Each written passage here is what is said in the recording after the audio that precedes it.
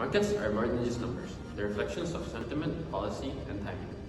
We are the Wealth Society from Santa Lancia. I'm Nicholas, this is Amadeus, and Garo. So in this presentation, we'll talk about 3 things. First one, our portfolio performance over the 3-week simulation period. Second, the macroeconomic, fundamental, and technical factors. Third, the portfolio changes we made to improve our risk reward. So now, let's begin with our performance evaluation. We started on September 22 with a portfolio value for 999 million rupiah across 5 stocks.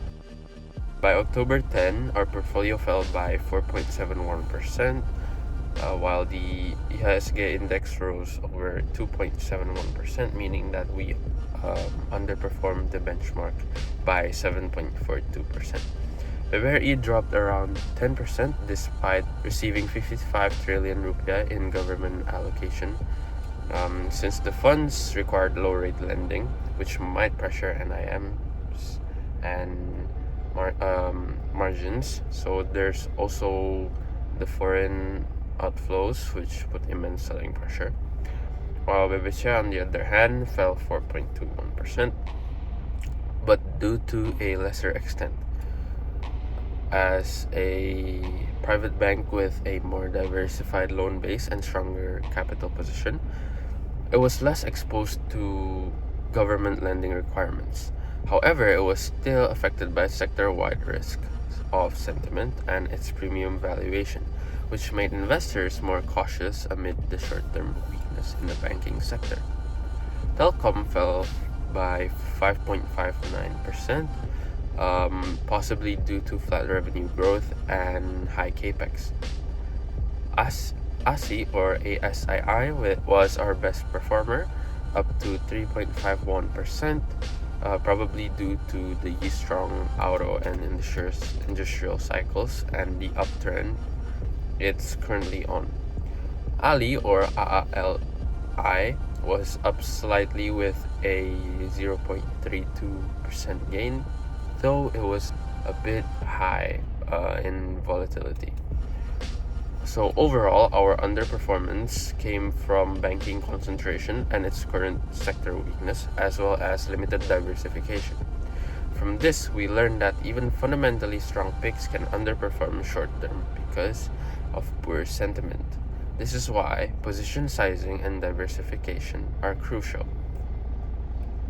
Indonesia's GDP grew by 5.12% year-over-year in Q2 2025, accelerating from Q1's 4.87% growth, driven by strong household consumption, public investment, and increase in exports, showing the resilience of the economy.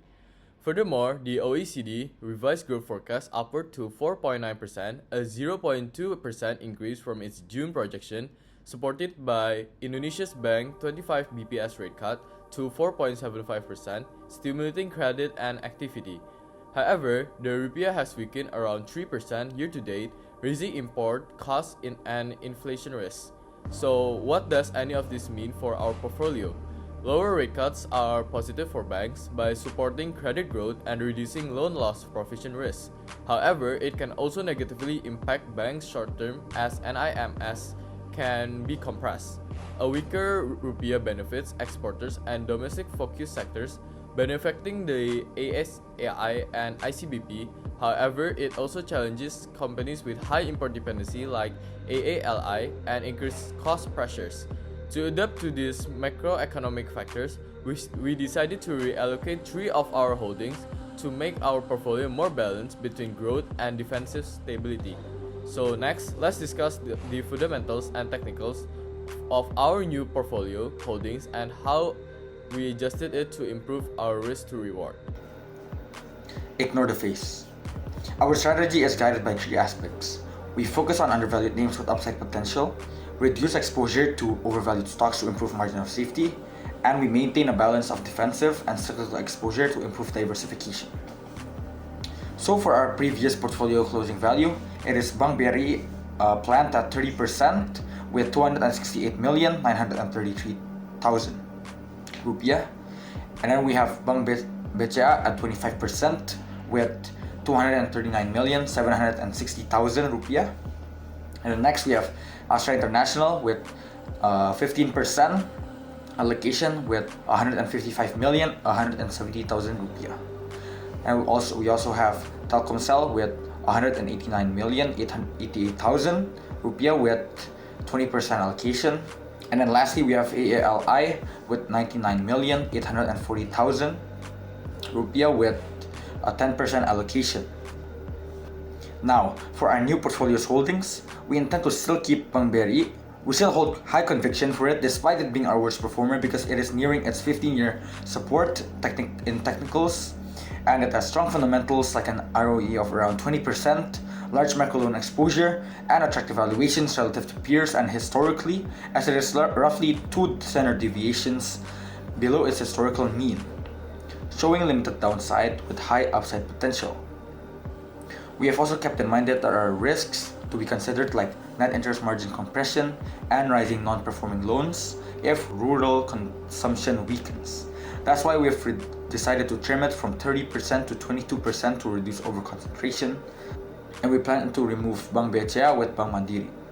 Bank BCA, although an incredible bank with incredible fundamentals, trades at premium valuations with a PE of around 16x, more than double the Bank Mandiri's of around 7x, which limits its short-term upside. Bank Mandiri also has similar profitability metrics and a more attractive risk-to-reward setup. It has solid fundamentals with an ROE of around 20%, operating margins at 30%, and net margins at 20%. The expected revenue growth for Bank Mandiri is also higher than Bank BCA for next year at 8.6% compared to 7.3%. Moreover, Bank Mandiri is trading near its 15-year support, showing an attractive opportunity for us. This will lessen our valuation risk and improve our risk to reward. That's why we're giving it a 22% weighting. Next, we decided to keep Astra International for its diversified revenue streams from autos, heavy equipment, and financing, and many more, all of which benefits from infrastructure demand. Technically, and it gives us cyclical upside. There's also the risk of slowing consumer demand or auto sales. That's why we've reduced the allocation from 20% to 18% and offset the cyclicality with defensive stable holdings like Telkom and ICBC. Then, we plan to remove ALLI due to its high exposure to CPO price volatility, low net margins of around 5%, and unstable cash flows. Its ROE and ROIC of roughly 5 to 6% makes it less efficient compared to our other holdings, and its revenue/net income growth has been inconsistent over the past 5 years due to global commodity swings and regulatory risks. ALI is replaced with ICBC for our portfolio's defensive anchor. It has strong fundamentals with an ROE of 20%, net margins of 16%, and a reasonable price-to-earnings ratio of 12.3. It also generates strong free cash flow and trades near its 10-year support, offering both stability and potential upside as valuations revert to its mean. The risks are foreign exchange volatility and imported raw materials cost. We can hedge this by adding Astra International, which is export-oriented, and banks, which benefit from a weaker rupiah. We give this a 20% weighting. Now, we have also kept Telkom for its steady cash flows of around 40 trillion Indonesian rupiah in the trailing 12 months and a high dividend yield of around 7%. Though its growth is slow, it provides us with defensiveness and yield. There are risks of regulatory changes and stagnant average revenue per user growth, so we'll keep it at a smaller weighting at 18%. Back to Nicholas.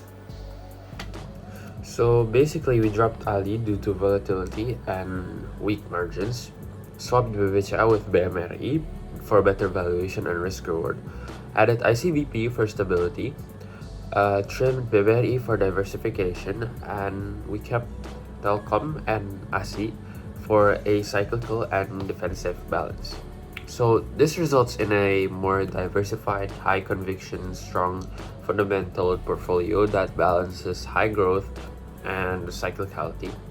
So overall, this weighting will mitigate downside risk while giving us upside from Indonesia's growth. So in conclusion, our new portfolio allocation would be BBRI 22%, BMRI 22%, ICBP 20%, ASI 18%, and Telkom 18%. In short, our previous portfolio underperformed due to banking weakness and concentration, but by diversifying into value, growth, defensiveness, and cyclical exposure, we now have a portfolio that's well diversified and resilient. We believe fundamentals will reflect themselves in price over time, and that quality, reasonably valued business like Bank Mandiri, Bank BRI, ICBP, Astra International, and Telkomsel will outperform as market sentiment improves. Our conviction still remains short-term sentiment moves prices, but in the long run, fundamentals always win. That's all. Thank you. Thank you for watching.